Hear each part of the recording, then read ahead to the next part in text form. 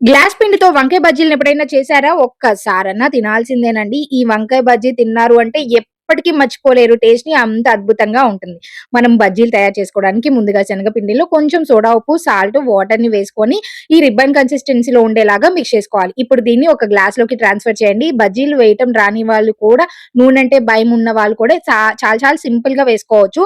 ఇట్లాగా మనము వంకాయలు మంచిగా కడిగేసి తుడిచిన తర్వాత తడి ఎక్కడ లేకుండా లాస్ట్‌లో కొంచెం కట్ చేసుకొని, ఆ తర్వాత మనము నేను చూపించినట్లుగా మధ్యలో ఘాటు పెట్టుకొని నూనెలో డీప్ ఫ్రై చేసుకోవాలి. ఇది కలర్ చేంజ్ అయిపోయి వంకాయలు సాఫ్ట్‌గా అవుతాయి. అప్పుడు బయటికి తీసేసి ఇందులోకి ఇంట్లో తయారు చేసుకున్న రోటి పచ్చడి, టమాటా పచ్చడి ఉంటుంది కదా! దాన్ని పెట్టుకోవాలి. దీని వల్లనే అసలైన టేస్ట్ ఈ పచ్చడితో మాత్రమే చేయండి. మనం ముందుగానే గ్లాస్‌లో పిండిని వేసుకొని ఉంచుకున్నాం కదా! దాంట్లో వంకాయని డిప్ చేసి ఇట్లాగా ఆయిల్‌లో డ్రాప్ చేయడమే.